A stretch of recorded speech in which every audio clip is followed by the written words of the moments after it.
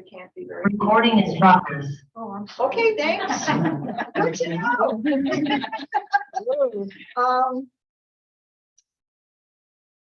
Some kind of puzzle, no matter what you're writing, will often keep the reader engaged. People turn the pages to find out what's up with that. What happened? What is it about? So I'm here to talk today about the elements necessary to write a successful mystery, but also how to apply some of the same techniques to other categories. Ideally, we want to use as many tools in our writing toolbox for as many purposes as we can to adapt them as much as possible, and most of them are quite adaptable. So let me define some terms first for the purposes of our talk today. For the purpose of clarity, when I say mysteries or thrillers, I am referring to the crime genre. When I talk about other categories of fiction, I might call it a puzzle, or I might call it unknown to the reader and maybe the protagonist. Now, I know that's a mouthful, but I want to separate out mysteries versus people who are writing in other categories. My husband and I are currently rewatching Star Trek. As we have a couple of times, we've gone through the whole thing and then we start over and go through the whole thing again. I forgot to put it on. I have a Star Trek communicator that I was going to wear today, and I forgot about it. I also have a Warehouse 13 employee badge, so I spread out. I may be known for writing mysteries, but I spread out. Now, since I've been watching all these Star Trek episodes, there is always a puzzle. There is always something that functions like a mystery, but it is not a crime necessarily. It is rarely a crime. And that's why I think that the same techniques do work in a variety of different categories. Just for my own clarity, can I see some hands? I think some of you are not live on Zoom, so I think it would be okay if you don't. Nobody has to say anything. Who is writing a mystery? Okay. Who is writing science fiction? I know some of this. Fantasy, romance, general or literary fiction. Okay. Police All right. procedural. Thank you. Police procedural. That was a good one. But that is a type of mystery. So I will talk to you today about how mystery writing can benefit the techniques we use can benefit other types of writers.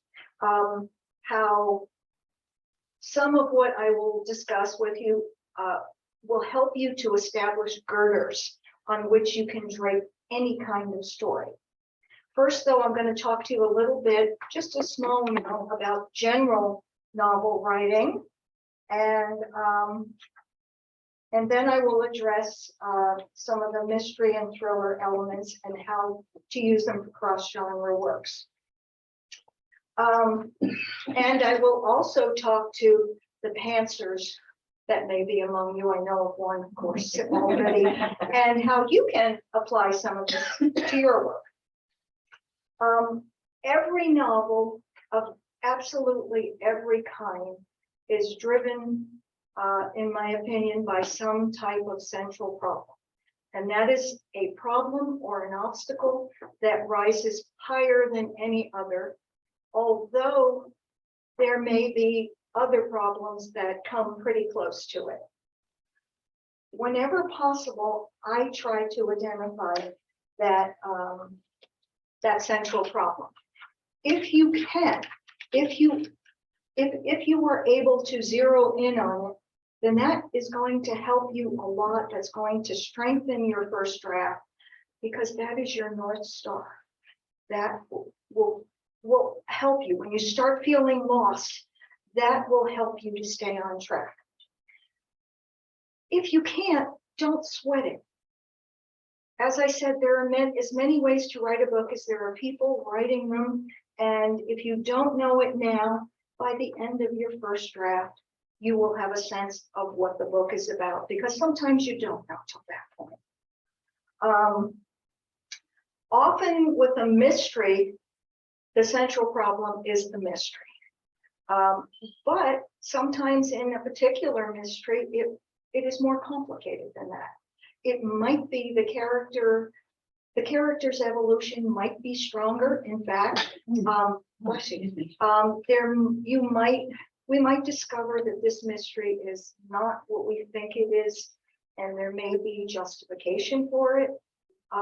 So it still may be entirely different. So let me give you some examples. Excuse me.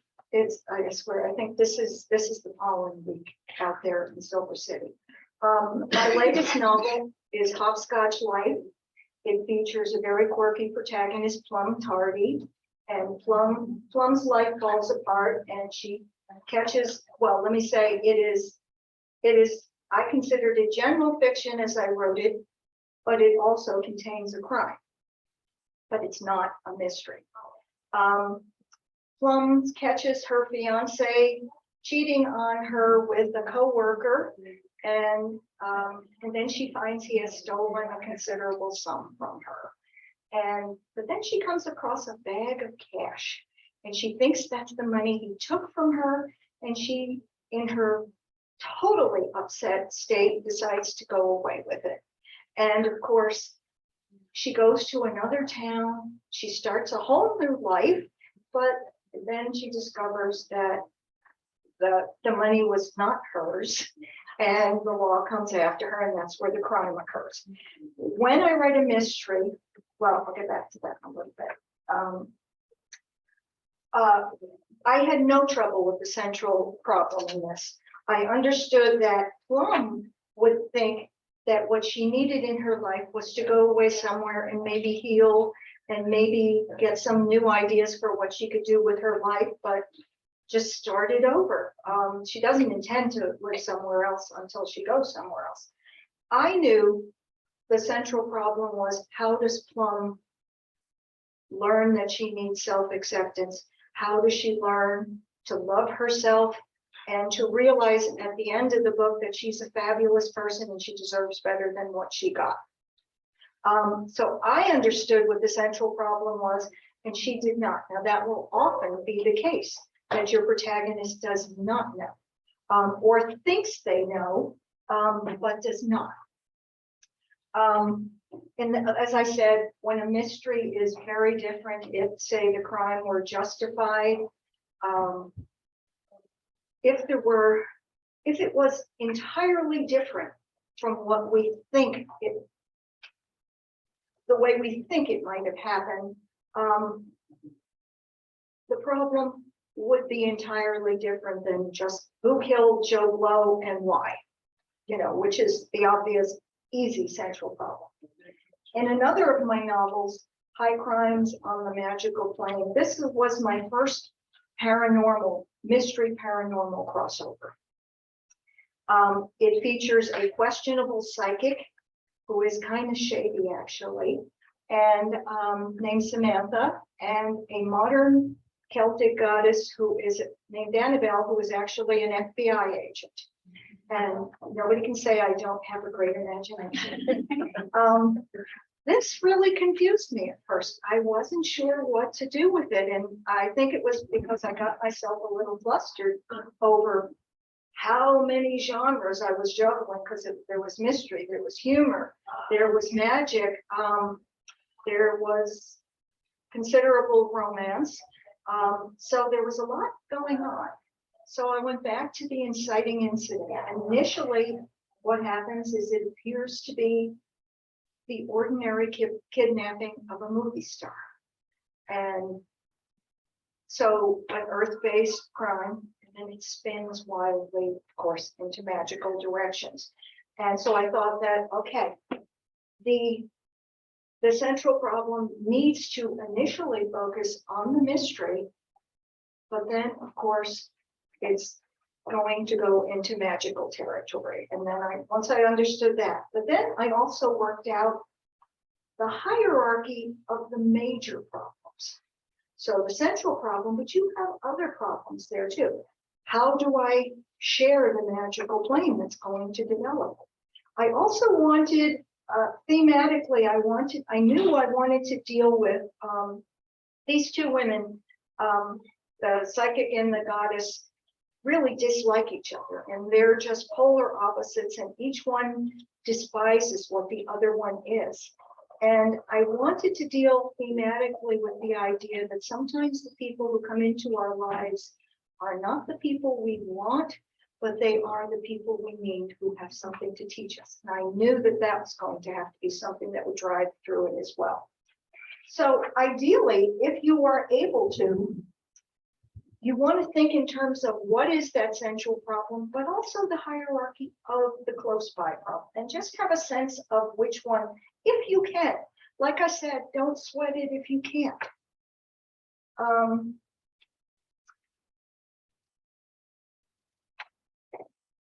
Then I also like to look at vague percentages, since I'm crossing a lot of lines.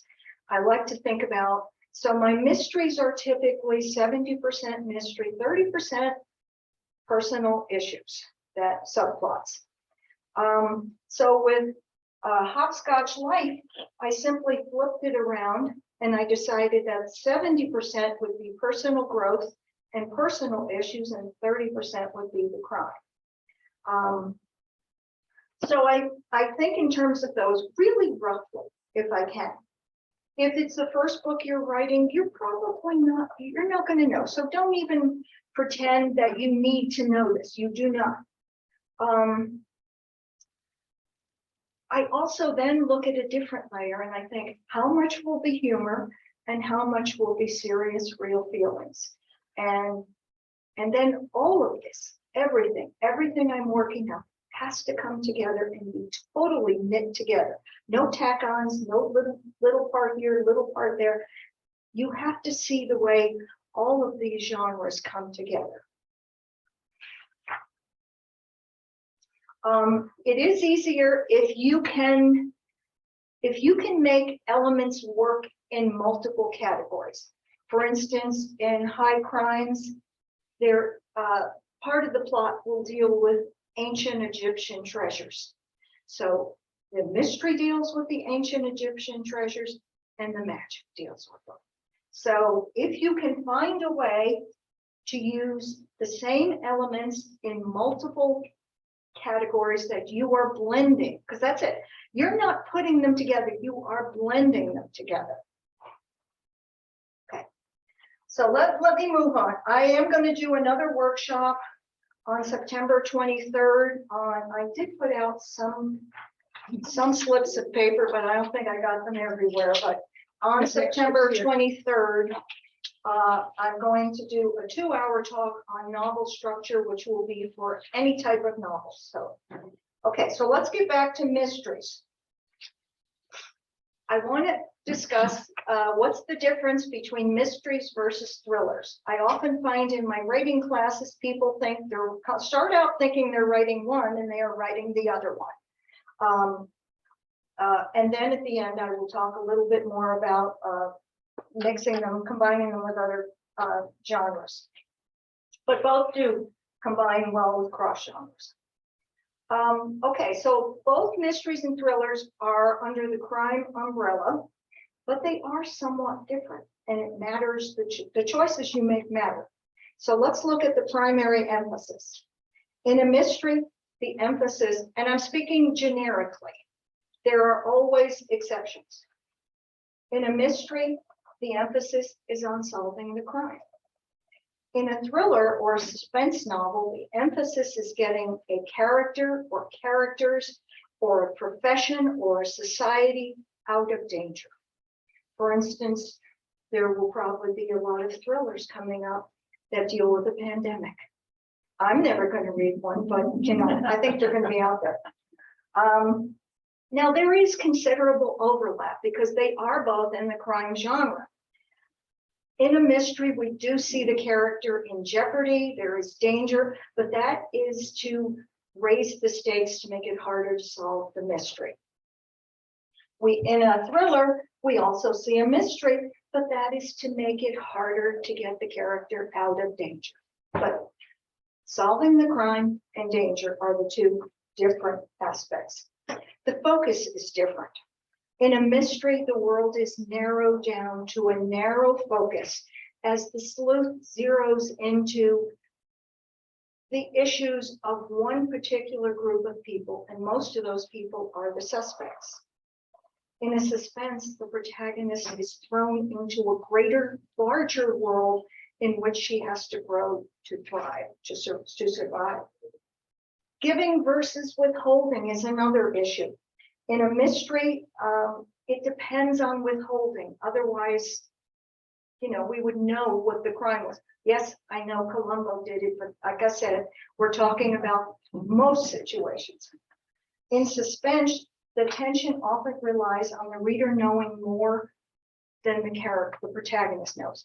Alfred Hitchcock, who used to direct suspense movies, said that what he loved about it was, and he gave an example, so a guy with a knife sneaks into this house while the woman is out, and he goes into a closet and hides.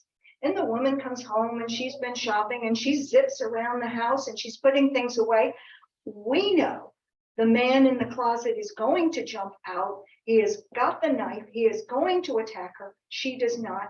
Our fear for her builds up. Our anticipation of when is this going to happen, that builds up. That is classic suspense. It is not mystery.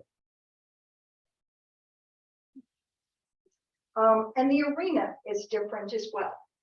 In a mystery, the big action plays out off the page.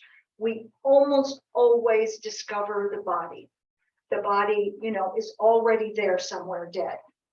In suspense, the big action, we let the big action play out on the page. For instance, if we imagine a woman who is working late alone in a big office suite, as she often does, and she's finishing up, she starts walking around the suite, turning out lights on her way to the parking lot. And suddenly, in a suspense, she will hear the steps behind her somewhere else in the suite. And she stops, and the steps stop. And then she starts again, and the steps begin. Then she goes faster, and the steps go faster. And she starts to run, and the steps start to run. Where it would end, it depends on whoever's writing it and what they need.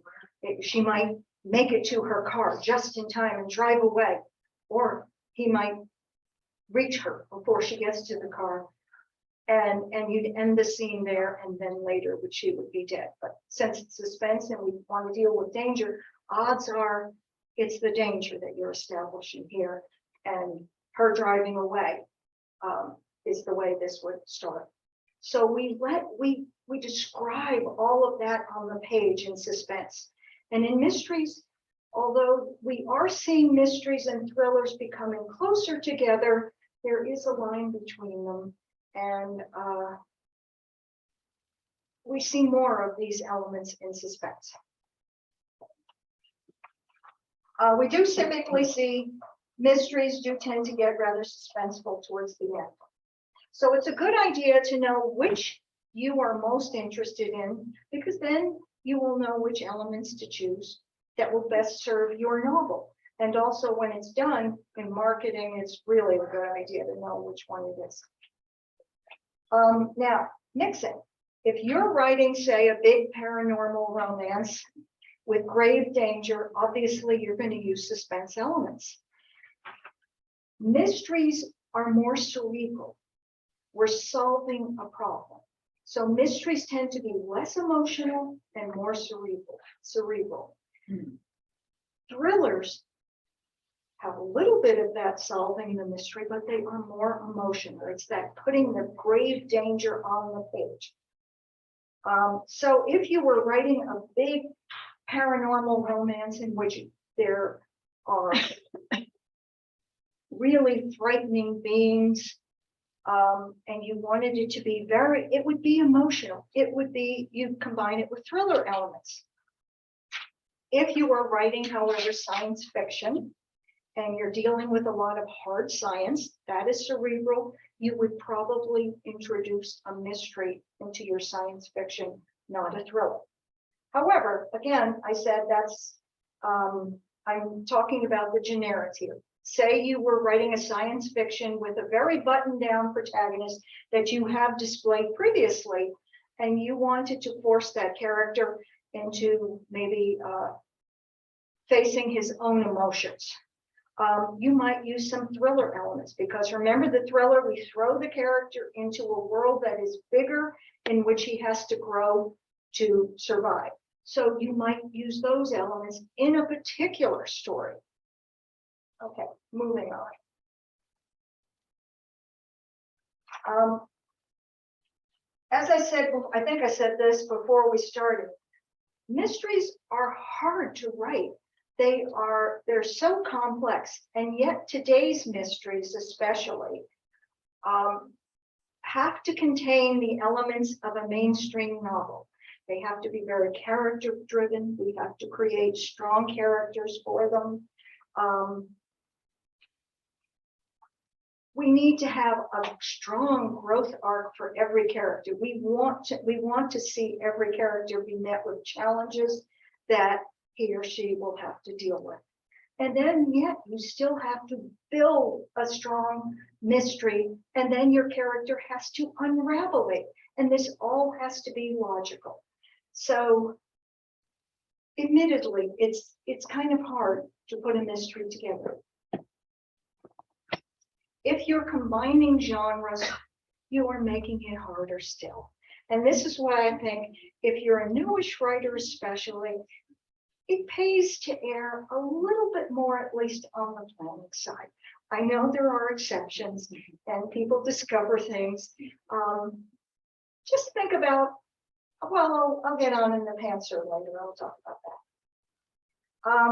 Yet there are errors that can absolutely doom a mystery. So let me talk about some of the mystery related mistakes I have seen from my students. The biggest mistake in a crime novel, or something in which unearthing facts is significant, is transparency. Nobody wants a transparent mystery.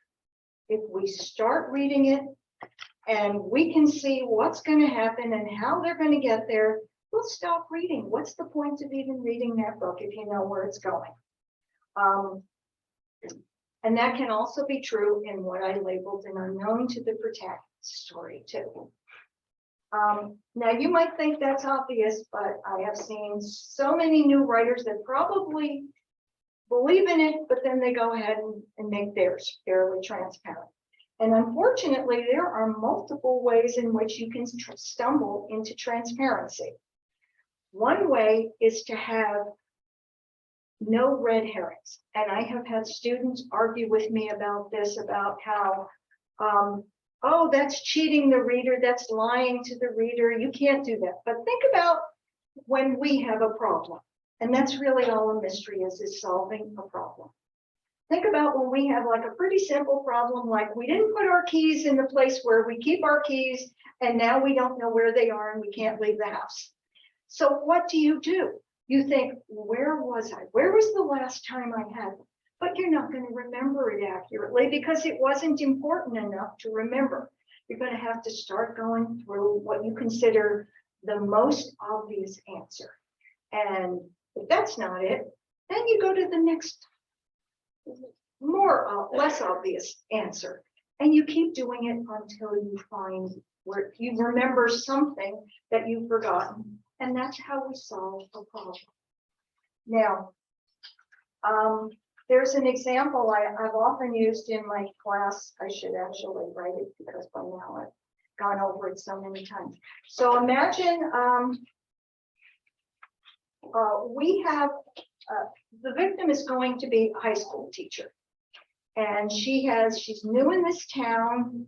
She is quiet. She doesn't make friends easily. So she has no friends there yet.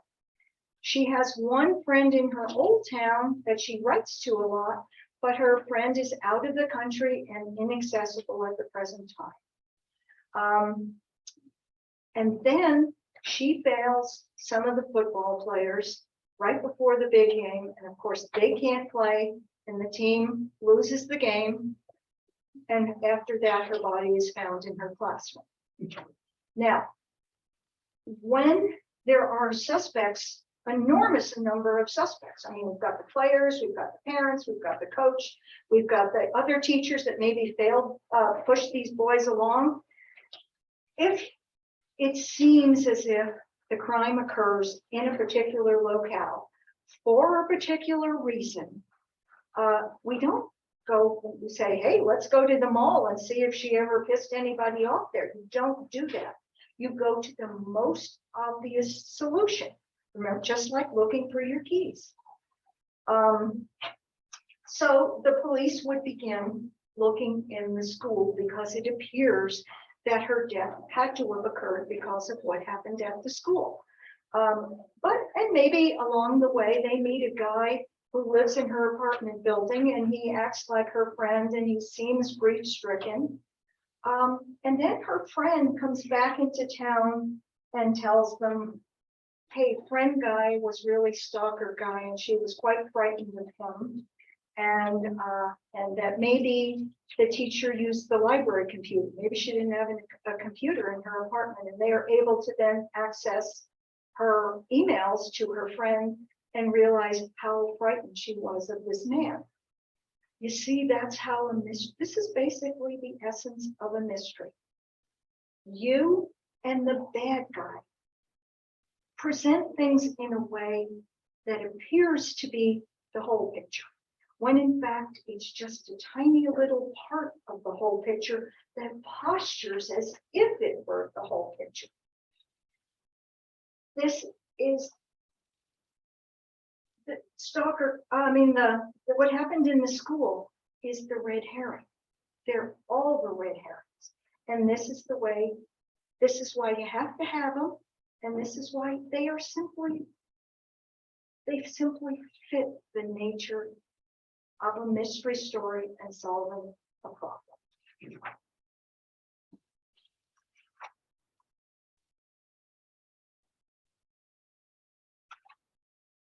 Okay. Another transparency is making the villain too obviously villainous. Now, that usually happens when someone decides to take someone in their lives that they really hate.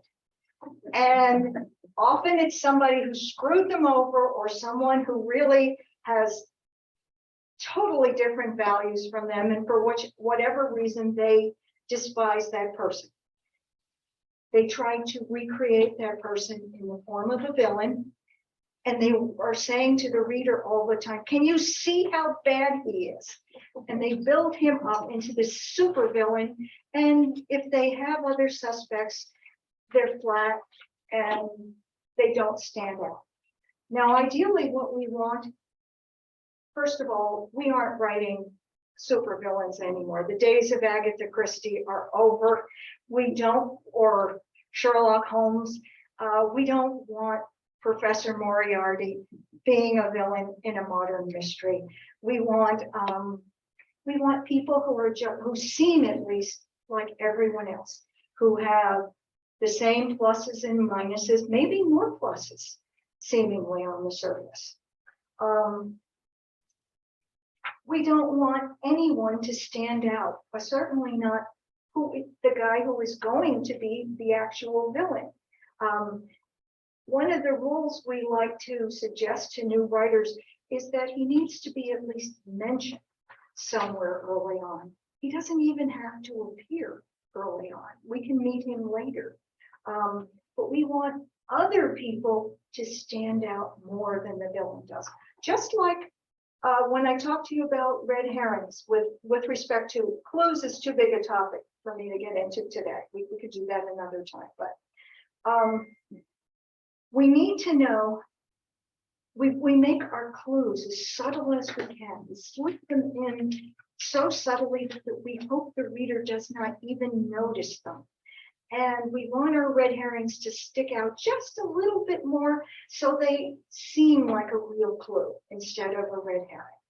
And then later, when we get to the end, we want the reader to say, oh, I didn't get it, but looking back, I can see it was all the clues were there.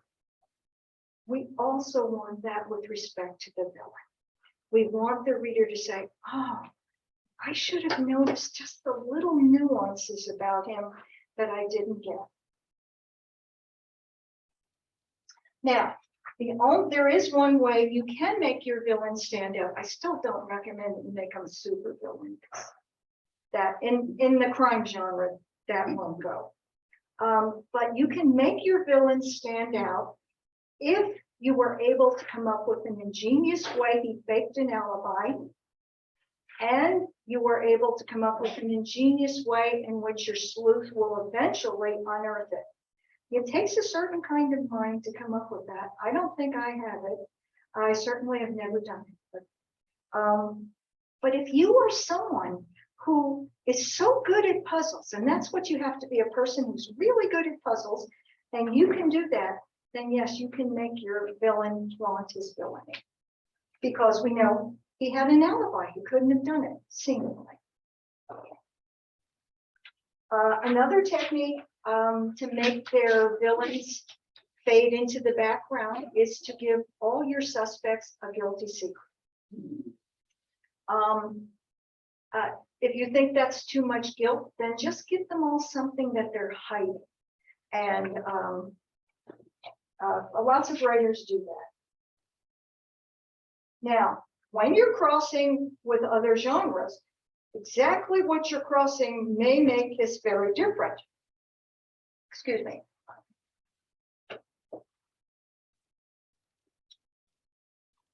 In science fiction and fantasy, villainy can take other forms. It may not even be villainy. It may be an antagonist. It may be some kind of entity that's the antagonist and who is not a villain, who is just maybe trying to survive and is doing it in the best way it knows how. And yet that may still be hurting our base characters. I would say if you're writing a thriller type fantasy, you can use a supervillain. With other beings, you absolutely can. So the rules are entirely different. But if you are writing, say, a realistic science fiction, then I would say use the guidelines I presented for a mystery. It has to fit the tone of what you're writing. Okay, so let's move on to another big mistake, and that's backstory. New writers tend to will often put too much backstory in large pieces, too large pieces, too early in the story. So backstory can have multiple meanings, so let me define my terms. Obviously, every character has a backstory. That is that character's history and makeup. Every relationship has a backstory of how those people came together, what is going on in their relationship. In the crime genre, the backstory that's critical, particularly in mysteries, is between the villain and the victim, what brought that about, and or the person who was putting someone else in danger. So obviously, once when I was a brand new writer, which was a really longer time than I care to admit it now, I saw an acquisition editor who was actually long dead now, but she was at a conference and she said she could always tell a first-time novelist because they put 20 pages too much at the start of the book. That is backstory. New writers tend to think, oh, I have to explain everything to you, or you won't know what's going on. In fact, especially in the crime genre, the cliche is that backstory should be dropped like a trail of breadcrumbs. So I just want to read you one paragraph, because this is the shortest best treatment of backstory that I could find. So I'm going to start at the top of the paragraph, but I'll lift my finger up when I want you to especially listen. The two writers lived near each other in Greenwich Village, and they joined a local health club together. Twice a week, rain or shine, they rode the stationary bicycles, worked out on the exercise machines, and did serious time in the sauna and steam room. The idea was that each man would spur the other into staying in shape, and so far it was working. 3 years now, and Mark felt better than he had when he was 20, 16 years ago. Quitting smoking had helped considerably, and he had finally recovered from the divorce. There was something else in his past, of course, something that would never go away, but for once he wasn't thinking about it. Doesn't that make you want to know what happened in his past? The alternative to that is saying, let me tell you what happened to him. Now, the strongest reason why we don't want to use that in a mystery is because that is the seed of the mystery. That is where it comes from. Really, almost any kind of novel, the past is so critical. Everything is rooted in the past. Nearly everything is rooted in the past. So you always want to understand the past. But you can't put it out there on the page or that's transparency. That's getting back to it again. Now, in general fiction and literary fiction, you can put a whole lot more on the page than you can in genre fiction. Genre readers tend to want their novels to move faster. But even then, I would look carefully at exactly what you were sharing and when that is going to be significant.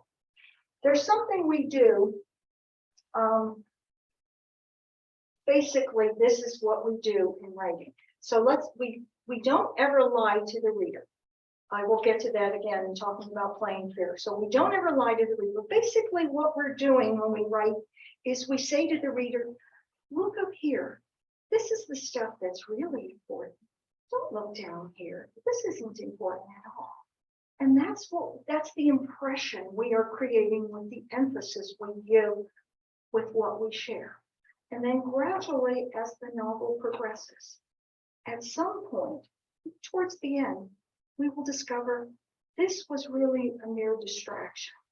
And this is where the ending is rooted. That is what we do in a mystery all the time. That is what we do in a lot of different types of novels. Now, I said, though, we don't lie. We just sort of give the impression. Hey, remember the teacher who was found murdered in the school? We're saying, wow, all the evidence says she was murdered in the school and by someone related to the school. In fact, it was not the case.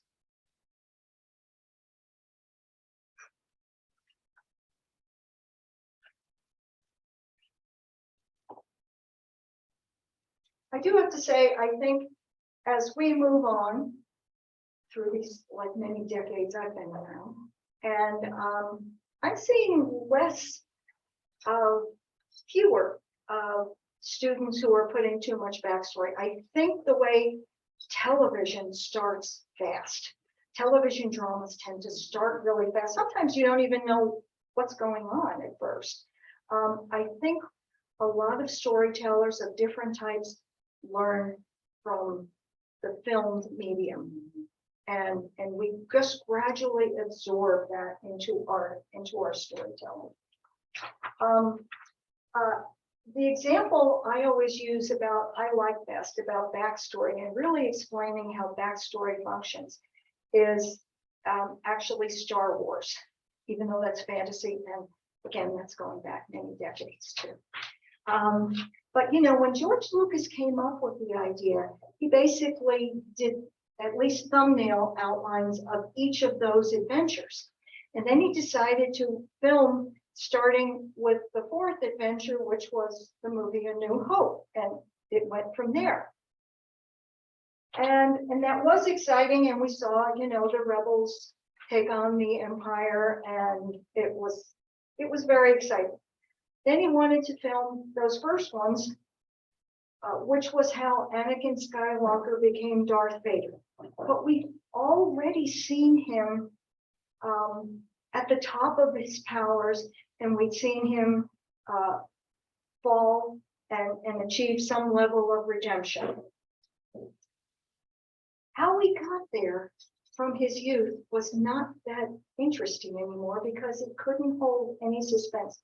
I'm sure hardcore fans probably loved it. I watched it. I didn't love it, but that is basically what backstory is, and that is why we don't want to start with it, and we don't want to put it on the page for your reader.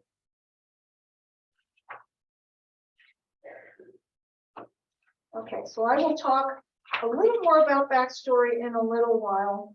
I want to tell you how. Oh, yeah, one other mistake, and that is, not everyone would agree with this, and that is head hopping. Does everybody know what head hopping is? Okay,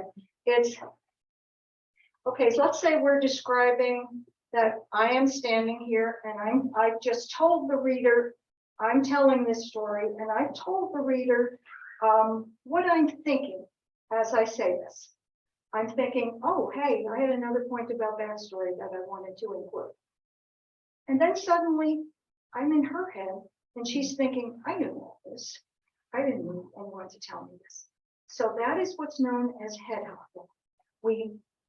In most genre writing today, we do not go into more than one head in any scene or chapter, in any scene, let's say. If you want to change it, you do it at the start of the next scene. But that is not the same as omniscient voice, and I know, I see my favorite literary writer out there who writes in omniscient, that is not the same, but omniscient voice is an entire systematic approach that is brought to a novel in which a narrator is able to move into each head and feelings of the characters out there. Head hopping is typically just a mistake.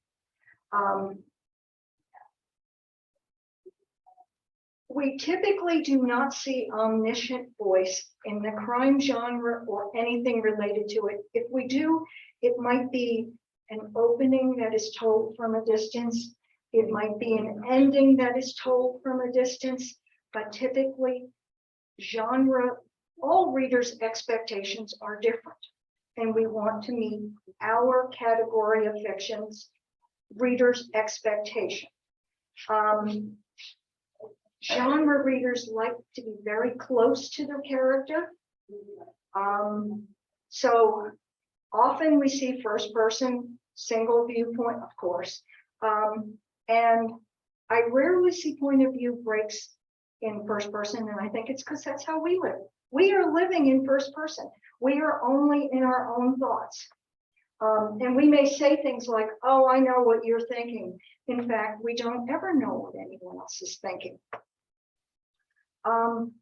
It's in close third when we have multiple viewpoints, we do see point of view breaks. And I think that is because the writer is often out here basically making themselves into an external narrator.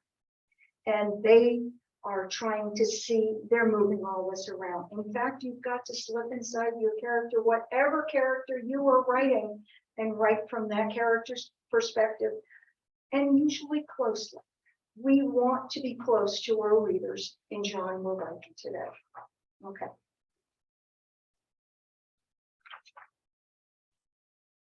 Was that clear? Because I think, okay, because I always have my students say things like, oh, I slipped into omniscient there. No, you just don't slip into omniscient. That's a choice you make, and it's you head hopped, and there is a difference. Okay.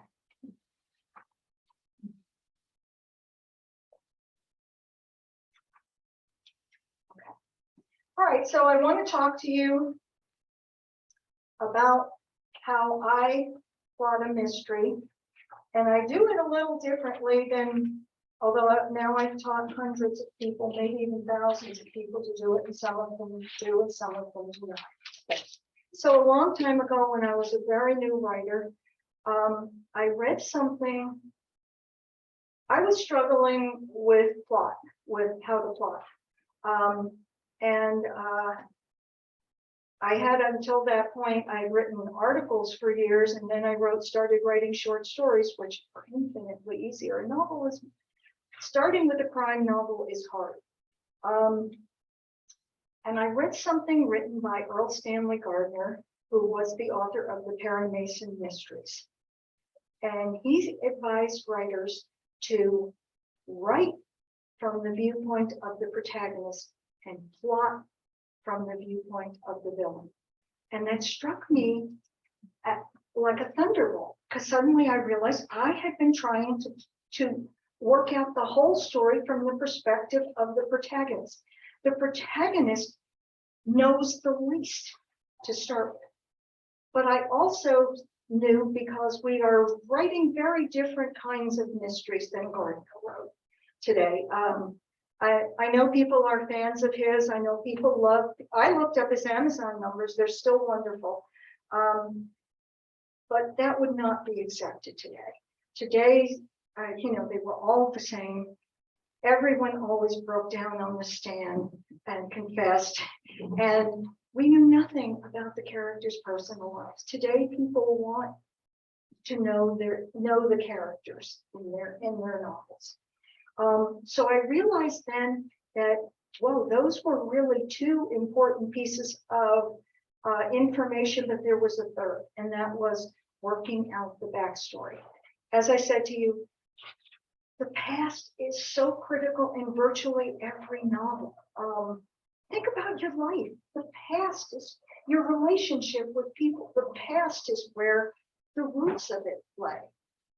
So I understood, though, that he was totally wrong about not including backstory. Yeah. Do you mind repeating the quote from E.S. Gardner again? Okay. He said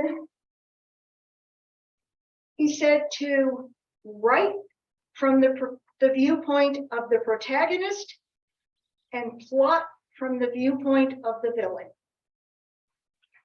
So what I do first, and what I ask my students to do, is to synopsize what I know. I don't know everything always. I actually usually know more about the past than anything else. Is I synopsize the backstory. Now I've had students write bulleted remarks. I've had students who write scenes that occur that will never be on the page. They occurred in the past between certain characters, and they prefer to write it out as a scene. Sometimes they write stream of consciousness, like journal entries for who will be the guy who will be the villain. So I've had students come at this in different ways, and I applaud that creativity, and however anyone gets to that point, I'm fine with. But I really, in not too many pages, I synopsize my past. I do so much character work that's in a separate document, and so it's not all, I don't really need to have it all in my backstory document. So that's what I do first. And that is really the most important part of getting started and knowing what's going to happen in this book, this novel. Okay, so then I do something that, admittedly, if there's anything I'm going to tell you today that you will not understand, some people don't understand this. Some people get it right away, but I've had students that I do have to review it for a number of times. I look at what occurs behind the scenes. So in a mystery, it's what actions the villain takes behind the scene. I don't know them all.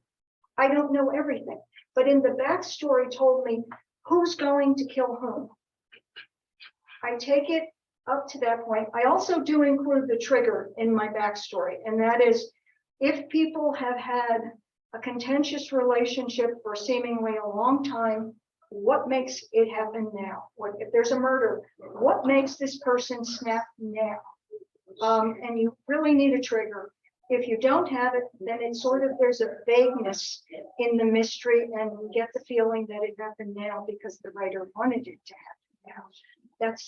That you're not supposed to be part of this. It's very important. When I teach mystery writing, I call it the villain story. When I teach general fiction, I call it the hidden story. There's not always something hidden, but there often is something hidden behind the scenes that is going to have to come out in the climax.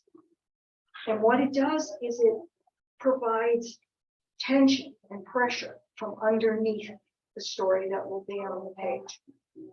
So I knew from the backstory who the villain was and who he was going to kill and why. Then when I get to the villain story, I'm thinking about how does he do it? Where does he do it? How does he protect himself, his identity? If maybe he sets someone else up as the fall guy. How does he do that? How does he establish his alibi? So I think of those things. But that's really the beginning of the novel, invariably. For most of a mystery, the villain is the playmaker. The villain is the one that's pulling the strings. He's behind the scenes. The protagonist knows almost nothing at that point. Again, the hands. The villain is up here holding all the power. The protagonist is down here trying to figure out what is this problem to solve that needs to be solved. You know, where did I put my keys? Or yes, the teacher seemed to have been killed in the school. That's where we're looking. So in the course of a crime novel, typically the villain is the power person up here. The sleuth is down here, struggling blind, but determined to do it. And then gradually, as the story goes on, we want to believe that these two figures are evenly weighted. They're not evenly weighted at this point. There will come a time where they're of equal strength. And then there will come a time, of course, when the sleuth is triumphant in some way.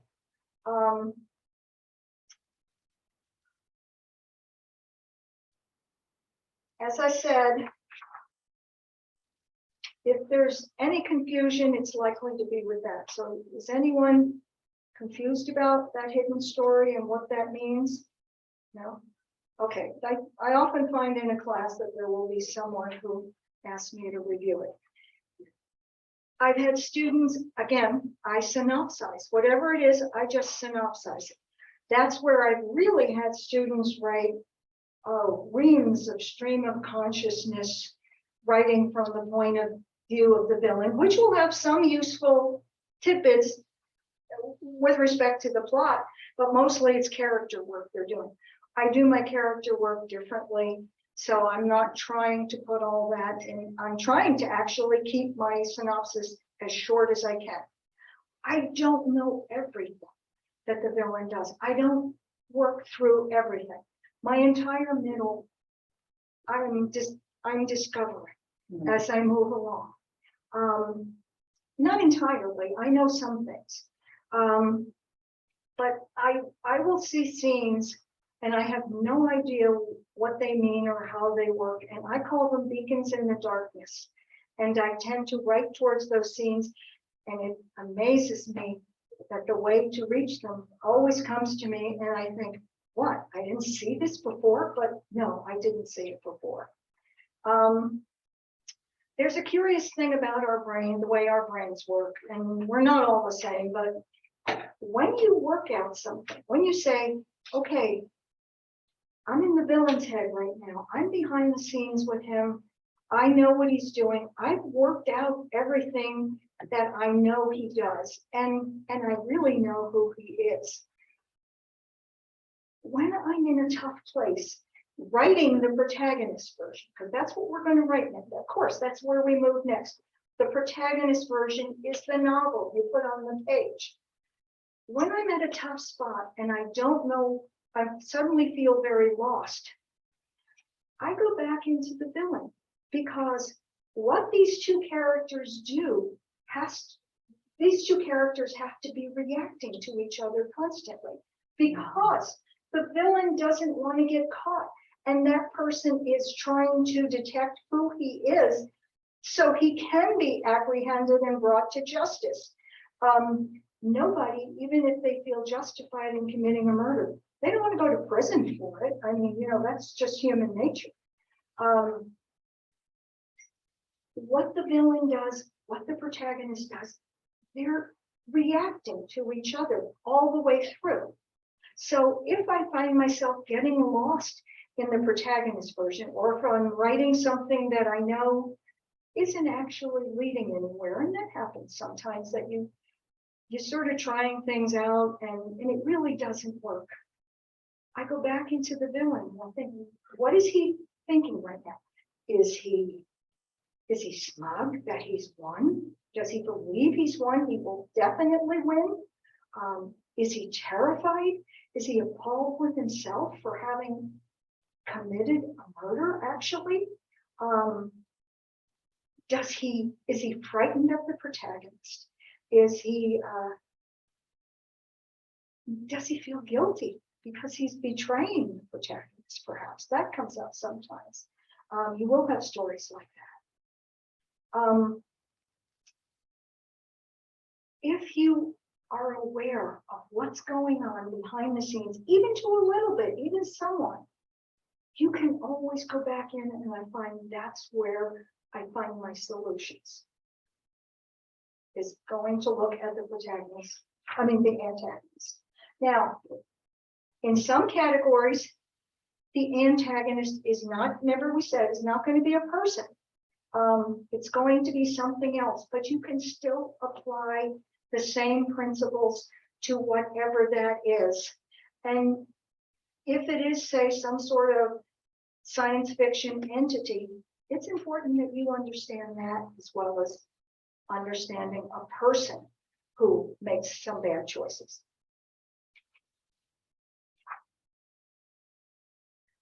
I have had, when it comes to working out the villain story, I had a student once who actually had the villain in two places at the same time, because in one way, she's just thought of, he's the bad guy over there, and then in the other way, he was the nice guy that the protagonist worked with. In fact, he is both of those things, and she forgot that they were the same person, and she put them in two different places at the same time, and was very embarrassed. But the fact is, going through this process will help you to avoid with that which is actually an easy to make mistake. You're not thinking of him. You're thinking of trying to make him seem nice on the page. You're forgetting that he was the bad guy who did this thing. Another thought that I'll just throw out there, and that is that every character in your novel has a full life off the page. We don't often have a need to go through every single minor character's full life, but the fact is, every character is doing something off the page, and there are times sometimes when it's not just the villain you want to check in with behind the scenes, but somebody else who's doing something that will prove to be critical, and understand how and why it came about.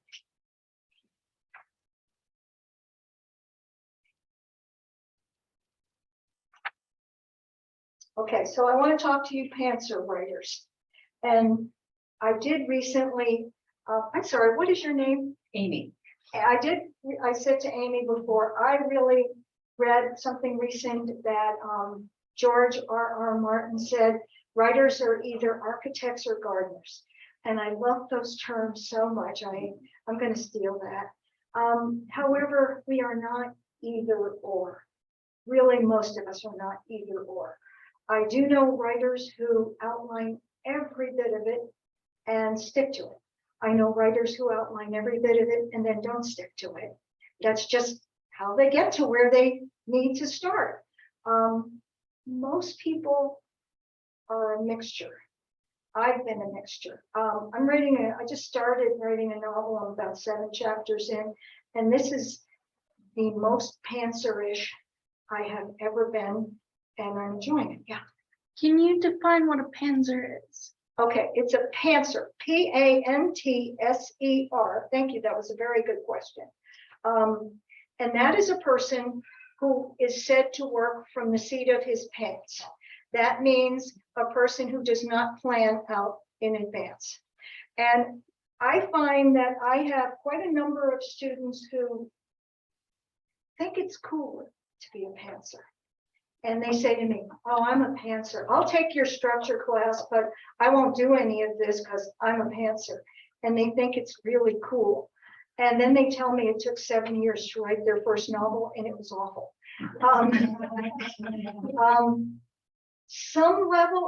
Some combination of planning is a really good thing. At the very least, to know your characters really, really well, so you know what they'll do. Okay, but a true pantser does no planning. Once when I was very, very new, I was so lucky to have met the late Ross Thomas. And I really went all fangirl at that because I really admired him enormously. And he was really a very witty, smart man, but very, very shy. He hardly spoke at all.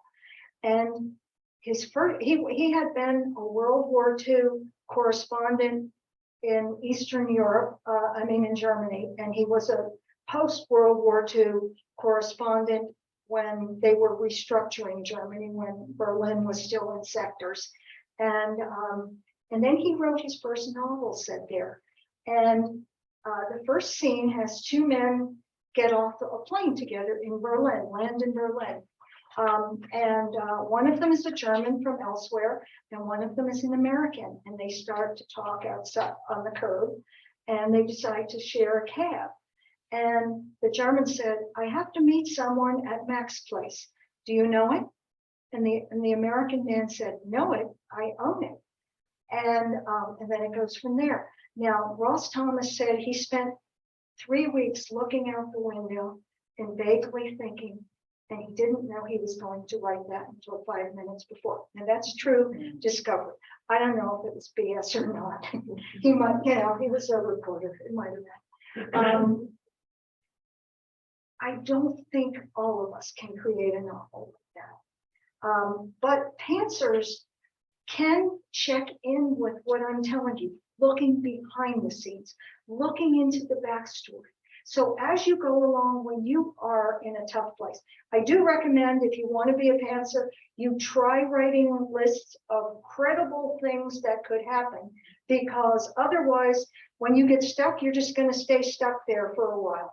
So if you have a list of credible things that could happen in this novel, it's sometimes you'll want to write one of those, but sometimes one of those items will trigger a better idea. But I think pantsers can look at the things I've told you, look behind the scenes and say, what has to have happened for what I've just written? What has to have occurred behind the scenes? What happened with the villain? So I think you can use the same ideas without doing as much planning.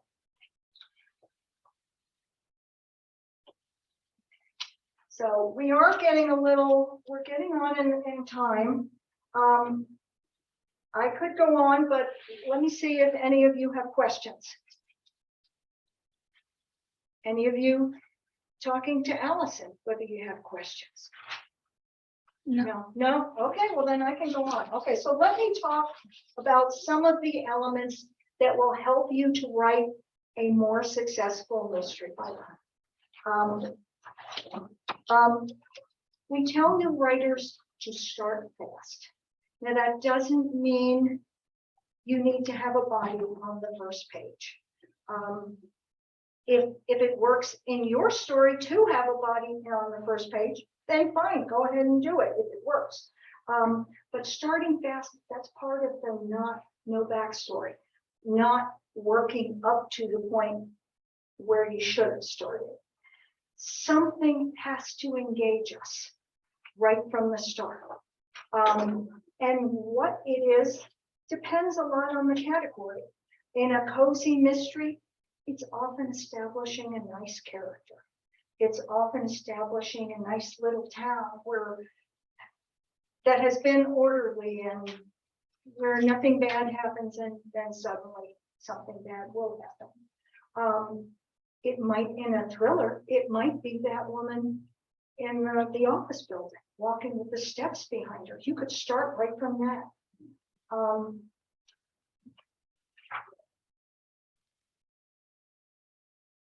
Something about your start has to make a promise to your reader. And that gets me back to that central problem. I said, if you can work out what yours is, I think your promise is going to be something associated with that central problem and your top problems. Okay. You must showcase well-drawn characters. Today, readers expect us to know really all about our characters. Now, they don't all have to be likable. If you're writing a cozy, yeah, some of them have to be likable. If you're writing a noir or hard-boiled, no, they really don't.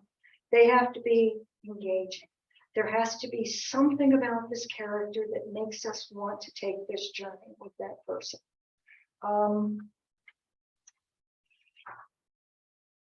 We need to feel even a very quirky character. Like in my book, I tried to I love quirky people. I'm a quirky person, and I love quirky people. And so I like writing about them too. And so my books are all filled with quirky people. But we must believe this person can carry a novel. If this person does not feel like a strong enough figure, or we don't believe this person will get to being a strong enough figure, then we don't have confidence. We have to believe in the character. Now, if you're writing a mystery with a sleuth, say like an amateur sleuth, even a cop, police procedural, we need to see an ebb and flow of resolve. Think about when you are going through something hard in your life. Your resolve is not equal all the time. You're going to go up and down. You're going to have times when you feel like you can't do this. Your character needs to feel like that, especially if it's a more serious novel of any type. We need that character is sometimes not going to feel up to it. And maybe we'll make mistakes as a result of that. That can be a good plot point, is making a mistake or misinterpreting something. In a crime novel, the stakes have to be important. Now, admittedly, this is an area where you're not going to get everybody to agree. There are people that think it isn't a mystery if it doesn't have a murder, and a murder right away. I had one reviewer when this came out, one reviewer said, well, I liked it, but it's not a mystery because how can it be a mystery without a murder? Now, there is a murder early on. There is a murder of a man who's in the movie star's condo, the movie star who was kidnapped. There was a man who was murdered. So I don't know whose book she read, but you can't argue with reviewers. You just have to accept that they say what they say. For the most part, her review was good. So some people will say, if it's a mystery, it has to have a murder. I've often liked other crimes. I like kidnappings. I don't know why, but I like them a lot. And I've used them multiple times. I think you can make things happen. I think I like the way I get to play with it.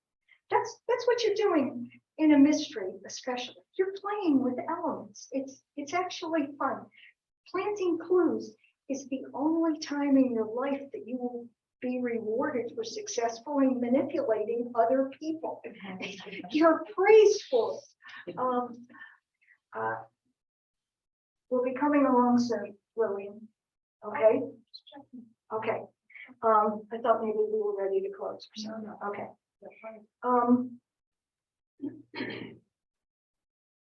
Okay, so some people do not consider it a mystery if it does not contain a murder. And if you decide to use it, it has to be a serious crime though. It isn't shoplifting. You know, it has to be something serious that impacts innocent people.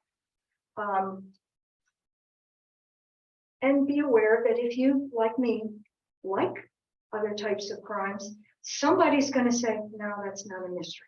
Now, with suspense, nobody ever has to die. Often someone does. You know, for instance, we might imagine, you know, I said the character, we have to get the protagonist maybe out of danger. So imagine that a bunch of people in a big city, a bunch of people are standing on a corner waiting for a light, and you know, and the bad guy behind intends to give the protagonist a shove, so she'll land in front of a car, maybe, you know, be run over, and instead he hits the wrong person, and the wrong person falls, and we are then led astray. Your protagonist will not believe she's in danger. That just seemed like a really terrible accident where somebody just got a little pushy, and your protagonist will not know she's in danger. You know, theoretically, she could have been killed in that. Sometimes in the middle of a suspense thriller, you might want to have someone killed because that will ratchet. The middles tend to drag if you don't ratchet them. So that might happen, you know, but theoretically, you do not have to have a body in a thriller, and it can still be enormously exciting just with danger, but it has a tendency to raise the stakes considerably. And then one last thing I learned when I was a newbie by someone that I admired enormously, and she said, remember, the good don't necessarily have to win. The bad don't necessarily have to lose, but justice must be served. And that's kind of interesting. That presents interesting potential, I think. Okay, you didn't have any questions before, so surely someone has one now. Let me ask. I've noticed this in other genres too, where sort of classic writers who, by everything we read about the publishing industry today, would not be able to get their books published, but they're still enormously popular. So are they just attracting a different reader, or is there something in all of us that I love Sherlock Holmes?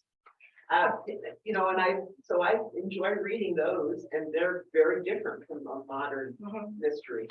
I think it's a number of things, and I did look up Gardner's numbers, and they're not bestseller, but they're remarkably good. They're in the 50,000 range. I think there's, well, you know, like with an old movie, when we watch an old black and white movie like Casablanca or something, we don't judge it by today's standards.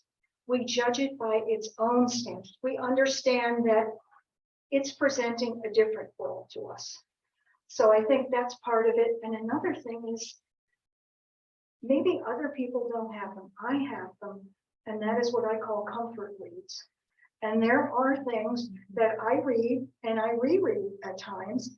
And honestly, they may not always be very good. But for whatever reason, I have formed a connection with this material, and it gives me comfort to read it again.